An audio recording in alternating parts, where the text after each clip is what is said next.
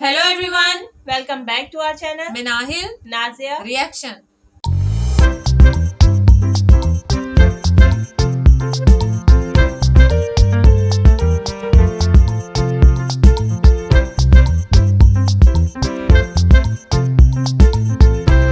तो आज इस वीडियो पे हम रिएक्शन देने जा रहे हैं, उसका टाइटल है आज हम लोग रिएक्शन करने जा रहे हैं doctor Ishtiaq Ahmed the incredible India Arzoo Kazmi के चैनल की इनकी डिबेट है जो कि हम फर्स्ट पार्ट पे ऑलरेडी रिएक्शन कर चुके हैं। ये हमारा सेकंड पार्ट है। लिंक और टाइटल आपको मिल जाएगा डिस्क्रिप्शन बॉक्स में, जरूर से चेकआउट कीजिएगा इनके चैनल को। और अगर आप हमारे चैनल पे नहीं हैं तो जल्दी से सब्सक्राइब करें और ज्यादा से ज्यादा फ्रेंड्स एंड फैमिली के साथ शेयर करें। जल्दी से बढ़ते हैं वीडियो की जानिब और देख लेते हैं ये video. That's not for me to comment on. वो ये नहीं है कि जिंदगी का वो रोज जिंदगी का एक इवेंट है। वंस इन वाइल अगर हो जाते हैं तो फिर स्टेट का जो भी है एक्शन मुनासिब ही होना चाहिए मेरे ख्याल से। है या नहीं है, I am not here to जज, मेरे पास टाइम भी नहीं है उसका। मैं तो अपनी दोस्ती का पैगाम लेके आया हूँ और हर जगह मेरे लोग दरवाजे खोल रहे हैं। और महाराष्ट्र के अंदर एक मसलन, अच्छा इसके बाद बॉम्बे से आके फिर मैं रहा वहाँ पे नासिक, तो वहाँ पे हैं डॉक्टर मनोज चोपड़ा। उन्होंने मेरा पूरा मेडिकल वो चेकअप किया, हार्ट, किडनीज, प्रोस्टेट, लंग्स, ये वो, and they found nothing wrong. So good. उन्होंने कहा कि आप अगर वैसे मैं करवाता तो शायद 25, 20, 30 हज़ार रुपए लगते। उन्होंने फ्री किया मेरे लिए, क्योंकि वो इसी किस्म की सोच के लोग हैं, सोशल काम करना। और उनका आप मेहमान है, आपसे कैसे हम ले सकते हैं। और आपको पता है इंडिया के अंदर दिल्ली के अंदर कई मुझे डॉक्टर्स हैं जो फ्री पाकिस्तान से आए हुए बच्चे जिनका हार्ट प्रॉब्लम कॉन्जेनिटल उसे कहते हैं, वो उनका फ्री करते हैं। डॉक्टर शर्मा है, तो वो बाद में बात करता हूँ। सो तो वो चड्डा, राम चड्डा जी के साथ भी हम उनके फादर से भी अपनी जो टिपिकल वेस्ट पंजाब की पंजाबी बातें मैं करता रहा। और रास्ते में मुझे पहले से पैगाम था धीरज चोपड़ा साहब का, जिनके बुजुर्ग जंग मगियाना जो है ना हमारा, वहां से आए। उन्होंने भी कहा कि आप जाते हुए बॉम्बे लंच हमारे साथ करना है। तो वो फोटो भी मैंने फेसबुक के लगाई हुई है। So every event I think I have put on the Facebook. उन्होंने भी इतना प्यार दिया कि मुझे लगा कि as if you are joining your lost family, ठीक है। और बॉम्बे के अंदर वो हैं राजन खन्ना जी, जो मेरे साथ उनकी बड़ी पहले से ही बातचीत होती रहती थी। तो उन्होंने अरेंज किया था एक्चुअली, जो ये सुभाष गाय को उन्होंने फ़ोन किया। उन्होंने कहा जी बिल्कुल हमारे यहाँ आप करें, अगर पंजाब के ऊपर ये किताब है तो प्लीज़। तो वहाँ बड़ी वहाँ पे हुई। राजन जी ने फिर अपने घर में भी अपने दोस्त बुलाए, जिसमें भी आरएसएस के लोग भी थे, लेफ्टिस्ट भी थे, कश्मीरी पंडित भी थे। और जो उनके साथ हुआ उन्होंने मुझे बताया, लेकिन मैंने उनमें कोई नहीं देखा कि वो जो नफ़रत है, वो बिल्कुल नहीं। वो कहते हैं कि जो हमारे लोकल कश्मीरी हैं वो अभी भी अगर हम जाएं तो बड़ी मोहब्बत करते हैं। तो ये सारी सियासी किस्म की हरकतें हैं जो कहाँ से होती हैं, तुम भी जानते हो, मैं भी जानता हूँ। So we know what the problem is. और फिर पुणे में जब आया तो राजू जी जो हैं अपना अजय के बड़े अच्छे दोस्त हैं, हर दिन वो मेरे साथ हर जगह गए। और गांधी भवन हम गए, वहाँ पे भी लोगों से बात की। देखे ना, आरएसएस का भी हम मिल रहे हैं, हम गांधीयन लोगों को भी मिल रहे हैं, कांग्रेस सर के मेन। आपको हाँ सर जी, आपको आरएसएस के लोग कैसे लगे? क्योंकि यहाँ तो बड़ा अजीब सा इंप्रेशन है आरएसएस के नाम नहीं, पे, तो जो अजीब अजीब जो उनके स्टेटमेंट पढ़े आती है। लिखे लोग, अब वो इतने पढ़े लिखे हैं कि वो उन्होंने मेरे घर ले गए। तो एक है अपना गिरीश, अ, उनका सरनेम मुझे भूल रहा है। उन्होंने 700 से ज़्यादा किताबें सिर्फ पाकिस्तान पे हैं। मैंने अभी आज तक किसी प्राइवेट लाइब्रेरी में पाकिस्तान पे 2 या 4 किताबों के अलावा नहीं देखा, और मेरी सारी किताबें वहाँ थी। तो वहाँ आरएसएस के साथ होने के बावजूद दे आर वेल इन्फॉर्म्ड। बिल्कुल। और उनकी जो आर्गुमेंट ये है कि ये जो अग्रेशन है मुसलमानों की, और ये वो हम एक्सेप्ट नहीं करते। जिसने हिंदुस्तान में रहना है वो यहाँ की उस मुल्क में जहाँ पे आप रहते हैं आपकी लॉयल्टी सबसे पहले वहाँ होनी चाहिए। ट्रू। तो ये एक मुनासिब बात है। बाद में देखें जो मेरे साथ बात हुई तो सिविलाइज तरीके से ही हुई ना। लोग जो उनके ओपोनेंट हैं वो कुछ और कहते हैं। वो मैंने I am saying I am meeting everyone and listening to them and everybody wants to meet me. समझ गए ना, ये इंटरेस्टिंग है। मुझे कांग्रेस के भी लोग मिल चुके हैं, मुझे जो डाई हार्ड कम्युनिस्ट हैं वो भी मिल चुके हैं, and I am listening to all of them. और सब मेरे पैगाम को कि from all angles India Pakistan peace is good for everyone वो मानते हैं। तो राजन जी के बाद फिर हम यहाँ पुणे की तरफ आए। तो पुणे की जो वो ड्राइव है वो क्या उनका अपना संजीव उनका सरनेम मुझे भूल रहा है, लेकिन वो एक बिजनेसमैन है और वो मुझे साथ लेके आए। साथ रास्ते में उनसे भी गपशप होती रही। एवरीबॉडी एग्रीड कि freedom peace between India and Pakistan is good for the people of the region. नफरतों से कोई मुआशरा नहीं चल सकता। नफरतें जो हैं वो अपने आप ढूंढ लेती हैं विक्टिम्स। तो इन सारी चीज़ों से आज़ाद होना ही इंसानियत है। हाँ, एक और मैं बताऊं जो सर मैंने आप दिल्ली नहीं गए? दिल्ली? अभी दिल्ली पे आ रहा हूँ ना। I am still in Pune. तो आई एम टेलिंग किसने मेरे साथ क्या बर्ताव किया वहाँ पे। जी जी। रंजीत जट्टार साहब एक हैं खानदान, वो और उनकी बीवी नासिक में आए थे फ्लाई करके मुझे सुनने के लिए, और फिर उन्होंने मुझे इनवाइट किया वहाँ पे पुणे में। तो उनके घर भी महफिल हुई और कई लोग जो यानी high up in the Pune society वो लोग आए हुए थे। वहाँ पे भी कॉन्वर्सेशंस हुई, और तो और मुझे गाना भी वहाँ सुनाना पड़ा। तो बड़ी महफिल रौनक रही। रंजीत जी और उनकी बेगम ने घर में मेरे लिए बहुत अच्छा वो डिनर, और we were having a great time. बल्कि रंजीत जी के फादर जो हैं 90 इयर्स ओल्ड, वो जो पाकिस्तान के साथ 65 और 70 जंग में लड़े भी, but he had no acrimony. He was saying, when I have talked to Pakistani officers and all, we have so much in common. So even he agreed that peace is good for all. तो आप अंदाजा लगा लें कि जितने well informed लोग हैं वो उतने ही अमन परस्त भी साथ साथ हैं। इससे ज्यादा प्रूफ क्या होता है। अब जरा सुने।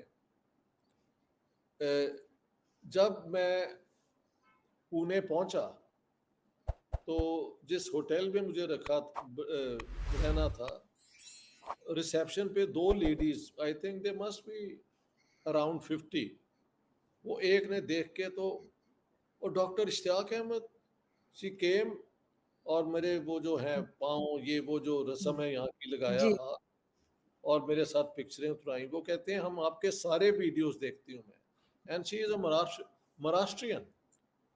ये तो है ना कि कुछ लोग उर्दू स्पीकिंग पंजाब वाले बॉर्डर के करीब उनका देखना, लेकिन सारा महाराष्ट्र, सारा जितने भी लोग हैं वो कहते हैं हम आपके कोई वीडियो नहीं छोड़ते। तो ये रिसेप्शन पे मुझे मिल गई। फिर मैं जब राजू जी मुझे छोड़ने आए एयरपोर्ट पे, तो एयरपोर्ट पे जो काम कुम कर रहे थे उन्होंने मुझे पहचान लिया। जहाज के अंदर फ्लाइट जाती है फ्रॉम पुणे अहमदाबाद टू दिल्ली, तो बिटवीन पुणे और Ahmedabad, one gentleman who was getting off, we were to go on to Delhi, Gopal sahab, उन्होंने मेरे आके घुटनों को हाथ लगाया और कहा कि आपका काम जो है बहुत इम्पोर्टेंट है। तो एयरपोर्ट्स पे हवाई जहाज़ों में, सड़कों पे मुझे लोग पहचान रहे थे, और तुम्हें तो सब ही पहचान लेंगे, अगर तुम यहाँ पे आ जाओ, तुम्हारा तो मसला ही कोई नहीं है, तुमने मेरे देखते हैं सर, आई चार एम नॉट श्योर। तुम्हारे वैसे ही सब्सक्राइबर्स हैं। तो any how people listen and watch Pakistanis very well. इतना इंटरेस्ट है पाकिस्तान के अंदर, आई वॉज वेरी सरप्राइज। हाँ, पुणे में जो उनका लीडिंग अखबार है, उन्होंने भी आके मेरा इंटरव्यू किया, जो बाद में छप गया। उसको साधना कहते हैं उस अखबार को। सही, अखबार नहीं, वो पब्लिशिंग हाउस है, सॉरी। राइट। उनका एक वीडियो चैनल है जिसके लिए उन्होंने इंटरव्यू किया है, हम्म, और अनवर राजन साहब जो वहाँ के रहने वाले हैं, उन्होंने मेरा इंटरव्यू किया था। अब मैं आ जाता हूँ दिल्ली। दिल्ली में मेरे जो होस्ट हैं उनका नाम है राकेश वैद। ये खानदान जो है भगोवाल, एक विलेज दसका तहसील सियालकोट से गए हुए हैं। वो उस पार्टीशन से पहले वहाँ की बड़ी प्रोमिनेंट फैमिली थी, और इन्हें कहा जाता है हुसैनी ब्राह्मण। ये एक पंजाब में एक ब्राह्मणों की एक कम्युनिटी है, मोहयाल कहते हैं उन्हें, वाली भी कहा जाता है उन्हें, दत्त भी कहा जाता है। ये इनका लेजेंड या इनकी फैमिली में ये बिलीफ है कि इमाम हुसैन के साथ करबला में इनके बुजुर्ग उस जंग में शहीद हुए। तो वो exactly. They are Hindus, but वो जो है ना मुहर्रम की रस्में वो पूरी करते हैं। बिल्कुल तो सर, ये संजय दत्त जो एक्टर है, उनके फादर सुनील दत्त भी जो थे वो उनसे तो मेरी मुलाकात हुसैनी हुई हुई बरेमन है। थे। जी। वो आमने सामने बैठ के हमने 3 घंटे इसी पे बात की थी, और हुसैनी ब्राह्मण्स की हम्म, पूरी स्टोरी उन्होंने मुझे बताई। तो ये जो है राकेश वैद साहब, जो यहाँ पे एक एनजीओ करते हैं, अ, क्या नाम है यार अपना, राकेश जी जरा दोबारा दसो की ना है। मुक्तांगन। मुक्तांगन, मुक्तांगन, मुक्तांगन। ये आर्टिस्ट को और स्ट्रगलिंग जो है पेंटर्स और इनकी उनको उनकी प्रोडक्शन को और वो पब्लिक में हेल्प करते हैं, वरना उन बेचारों के पास ना कोई होता है स्टूडियो, ना कुछ, ना उनको मार्केट करने की कोई होती है। वेद जी वैसे भी यहाँ की एक बहुत बड़ी जो है कंपनीज, उनके वो चेयरमैन है, so major personality in Delhi. तो मेरे आने से पहले ही उन्होंने कहा था कि आपने दिल्ली में मेरे पास ही रहना है। तो मैं उस दिन से इनके साथ हूँ। इनके वजह से हर रोज़ मेरे यहाँ पे फंक्शन हो रहे हैं। तो आज ही हम गए हुए थे, सिखों का एक बहुत बड़ा जो गुरुद्वारा है इंडियन पार्लियामेंट के सामने, उसका की ना है यार, रकाबगंज, रकाबगंज। वहाँ गए हुए थे। वहाँ पे इंटरनेशनल सिख स्टडीज़ के जो हैं प्रोफेसर्स, और ये वहाँ पे एयर मार्शल भी एक आए हुए थे, air marshal Paramjit Singh, and एक former member of the Indian parliament थे Trilochan Singh. So all these very learned people were there. उनसे गुफ्तगू हुई। ज़्यादा बातें मेरी पार्टीशन ऑफ पंजाब पे या जना पे जो किताब है उस पर होती हैं, लेकिन फिल्मों के साथ भी होता है। एक दिन मेरी जो तीनों किताबें हैं ना, उसके ऊपर ऑक्सफोर्ड यूनिवर्सिटी प्रेस की जो कनॉट प्लेस, जिस तरह माल रोड लाहौर है ना, उसी तरह लैंडमार्क है कनॉट प्लेस। तो वहाँ पे मेरी किताब के तीनों किताबों पे डिस्कशन हुई। ये भी राकेश जी की वजह से मुमकिन हुई। और कहते हैं वहाँ पे वो होते ही इंटेलेक्चुअल्स हैं, किताबों के ऊपर 10-15 ज़्यादा 20 लोग आ जाते हैं। पूरा हॉल फिल्ड था। I think more than 45 people were there, और ये 2-2.5 घंटे ये महफिल होती रही। तो अब कल मैं जा रहा हूँ इंडियन पंजाब, चंडीगढ़, और उसके बाद पूरा एक हफ्ता, शायद एक दिन और कई शहरों में मैं जाऊंगा, चंडीगढ़, पटियाला, अमृतसर, हो सकता है तो लुधियाना और जालंधर में भी मैं जाऊंगा, और then I will come back to Delhi. अब मुझे दावतें कहाँ से हैं, ज़रा सुन लो। एक दावत अलीगढ़ से आई है कि यहाँ की जो मुस्लिम टीचर्स हैं, lady teachers, they want me to come and speak to them. फिर लखनऊ से है मुझे इनविटेशन कि आप लखनऊ में आए, और वहाँ पे भी now there people are arranging talks for me. और फिर मुझे बेंगलोर में बुला रहे हैं, जहाँ मुझे जाना होता है तो वो साथ पूरा अरेंज भी करते हैं, टिकट और ये और जी। ठीक है, रहने का भी इंतजाम करना पड़ता है। बेंगलोर भी मैं जाऊंगा, गोवा भी मुझे इनविटेशन है, और इस तरह हर रोज कई नई इनविटेशन आ रही है। मुझे समझ नहीं आ रही कि how can I manage all this. और तो सर अभी कितने दिन है आप, और अभी कितने दिन है आप इंडिया में? बस वैसे तो 3 महीने का वीजा है, तो मैं आया था 7 फसाद मई को, तो अभी तो महीना भी नहीं हुआ, तो 3 महीने इज द मैक्सिमम। लेकिन लेट्स से 7 वीक्स, 2 महीने तो हो ही जाएंगे। बिल्कुल और ठीक। मुझे अभी बहुत शहरों में जाना है और बहुत लोगों को मिलना है, और दिल्ली के अंदर कई महफिलें, हाँ कलकत्ता भी हम जा रहे हैं। So which is the place left जहाँ मैं नहीं जा रहा। और वापसी पे वो कहते हैं बॉम्बे में फिर आपने रुकना है, और आपके कई फंक्शन हमने बॉम्बे में करने हैं। हाँ जी, बिल्कुल जी। जामे लेकिन सर में हम आपसे जी यहाँ में दिल्ली यूनिवर्सिटी में मेरी, जवाहरलाल नेहरू यूनिवर्सिटी में एक मीटिंग हो रही है, और जामे मिलिया एक बड़ी पुरानी मुस्लिम इंस्टीट्यूशन है, यूनिवर्सिटी, तीनों जगह पे मेरी दावत है, और बिल्कुल। एक जगह इस तरह करके बहुत दावतें मुझे मिल रही हैं। तो सर हम बिल्कुल आपसे कांटेक्ट में रहेंगे और आपसे पूछते रहेंगे कि कहाँ कहाँ आप गए और क्या क्या देखा। इससे यहाँ पे भी काफी लोगों अच्छा, को मैं समझने में आसानी होगी जी।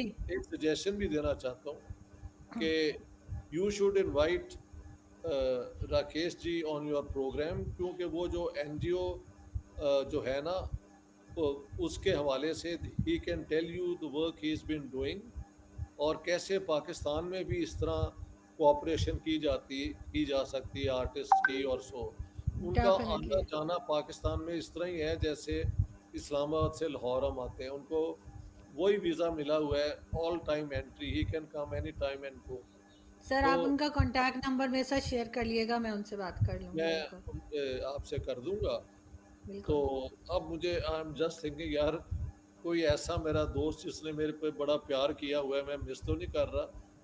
तो एक और जोशी साहब भी हैं, क्या नाम है उनका, सीताराम जोशी, वो भी मुझे वहाँ पे मिले नासिक में, और उनके नेफ्यू भी मिले, और उन्होंने भी एक प्रेजेंट भी दिया मुझे।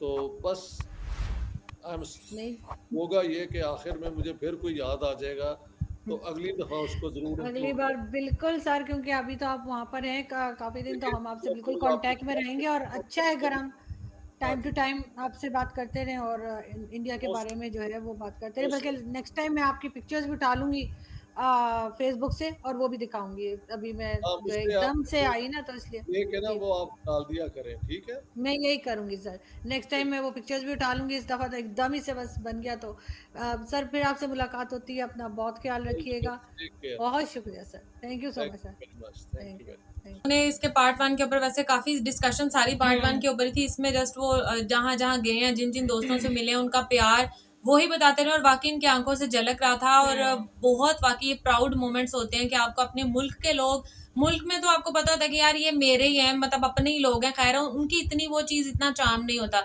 लेकिन अब जब किसी दूसरे मुल्क में जाते हो ना, वहां के लोग जब आपको वो कहते हैं ना हाथों पे उठाते हैं, तो असली जो खुशी होती है ना वही होती है। अब उनके एक एक शहर में कितनी कितनी उनकी मीटिंग्स हैं, कितने लोग उनको घर पे इनवाइट कर रहे हैं, कितने लोगों की ख्वाहिश है, क्योंकि इस तरह के इंटेलेक्चुअल लोग और वैसे भी इंडिया में इतने क्या उसको कहते हैं इंटेलेक्चुअल्स हैं, तो वो बहुत पसंद करते हैं, और इनके वाकई बहुत फैन फॉलोइंग होंगे। और बहुत जो बड़े बड़े एजुकेटेड लोग होंगे उनकी इनके साथ मीटिंग होगी नो डाउट। और अभी तो 3 माह है, अभी तो पता नहीं इन्होंने कहाँ कहाँ जाना है, कहाँ कहाँ घूमना है। और मुझे लगता है उनके ऐसे इंटेलेक्चुअल विजिट्स ही होंगे बेचारों के, जैसे वो कहते हैं ना कि हम जैसे कहते हैं कि हमने घूमने जाना है, तो वैसे वाला मुझे नहीं लगता कि इनको मौका मिलेगा।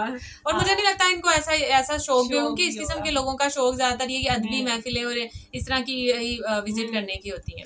अच्छा, अभी जैसे आपने शुरू में कहा ना कि मतलब अपनी किसी दूसरी कंट्री से आपको प्यार मिले और एक ऐसी कंट्री से जिसका हमारे साथ बिल्कुल भी नहीं बनता, हाँ। वहां से आपको इतना प्यार मिले ना तो आप जिंदगी भर भी नहीं भूलती। और जैसे इन्होंने अपने पार्ट 1 में जो हमने देखा था वो कह रहे थे कि अगर मैं इसको भूल जाऊं तो ये मतलब मुझे ख्वाब में भी आता रहेगा, इतना प्यार मिल रहा है। और इनको एक एक शहर जो है वो अच्छे से याद है कि मेरी अभी यहाँ पे मीटिंग है, मैंने यहाँ पे जाना है। और जैसे इन्होंने एक फैमिली का भी जिक्र किया था कि वो स्पेशली जो हस्बैंड वाइफ है वो फ्लाई करके मुंबई आए थे और मुझे दावत देने के लिए, तो फिर कहते ही मैं उधर गया। और फिर जैसे इन्होंने कहा था कि जब इन्होंने RSS की दोबारा इस पार्ट 2 में जो है वो बात की, तो कहते कि मैं उनके साथ बैठा, उनके साथ मैंने पता डिनर किया था और भी कश्मीरी पार्टी के भी वहाँ पे लोग थे, तो बड़ा अच्छा लगा। तो चलो अब जो RSS का जो भी लोग ये वीडियो देखेंगे, जो RSS का जो मिसकॉन्सेप्शन है उनके माइंड में, मेरे ख्याल से वो क्लियर हो जाना चाहिए कि वो बिल्कुल भी जो है वो, क्योंकि जब आप वैसे अगर आप बातें सुनो, जब तक आप किसी से मिलते नहीं हो ना तब तक आप उसके बारे में जानते नहीं हो। तो अब ये मिले हैं, जाने हैं, मेरे ख्याल से मुसलमानों को या पाकिस्तानियों को इनकी बात के ऊपर जो है वो यकीन करना चाहिए। इतनी ज्यादा इनको वहां से प्यार मिल रहा है, इतना ज्यादा ये अपना वहां से प्यार समेट रहे हैं और एक्सपीरियंस जो है वो शेयर कर रहे हैं। तो ज़ाहिर बात है कोई ना कोई तो इनकी बात में कुछ होगा, दम होगा ना, जो लोग इनकी बात को इतना मानते हैं, इनके ओपिनियन को इतना मानते हैं। जैसे कि इन्होंने लास्ट वीडियो में कहा भी था कि मैंने कश्मीर के ऊपर बात की, तो लोगों ने उसके ऊपर भी जो है वो थोड़ा बहुत गौर किया, और बॉर्डर के ऊपर बात की उसके ऊपर भी गौर किया। तो इतना ओपिनियन इनका ऑथेंटिक है। और जिस के लिए ये गए हुए बहार सीजन के बारे में ना, कह तो ये किसी और मतलब और हिंदी में शायद कहते, लेकिन जो उसका पता नहीं ऐसा कुछ था, लेकिन जो उसका मीनिंग इन्होंने बताया था, कहते मैं बहार सीजन में गया हूँ और उसमें इतने बड़े बड़े लोगों ने शिरकत की है ना, वो जवाहरलाल नेहरू ने की हुई थी और अब्दुल कलाम आजाद ने की हुई थी और भी काफी सारे लोगों ने की थी। और उसकी ये 100वीं थी एपिसोड, एनिवर्सरी कह लो, हाँ एनिवर्सरी कह लो, तो उसके ऊपर बुलाया हुआ था। तो मतलब कोई ये आम शख्सियत नहीं है, इनका कोई ना कोई बात में इतना दम होता है, लोग इनकी बात को मानते हैं। तो मेरे ख्याल से इनकी क्या पता ये जो बर्फ की जो आप दीवार कहती रहती है, क्या पता इनके जाने से वो जो है बर्फ की खुद भी बोला है कि बर्फ की दीवार जो है वो पिघल जाएगी, कुछ रास्ते क्या पता खुल ही जाए इनके जाने से, है ना। तो चलो मेरा जो कॉल है वो किसी इंटेलेक्चुअल बंदे ने भी बोल दिया, बर्फ की दीवार, हाँ बाकी #बर्फ की दीवार, बर्फ की दीवार। सो खैर ये था हमारा रिएक्शन, बहुत अच्छा लगा, इनका इंटरव्यू पूरा हम लोगों ने वॉच कर लिया। तो आप लोगों को कैसा लगा जरूर कमेंट करके बताइएगा। अगर आपको हमारी वीडियो अच्छी लगे तो लाजमी इसको लाइक कर दें और चैनल को सब्सक्राइब कर दें। सो मिलेंगे इंशाल्लाह आपसे नेक्स्ट रिएक्शन वीडियो के साथ, तब तक दें में इजाजत, अल्लाह हाफिज।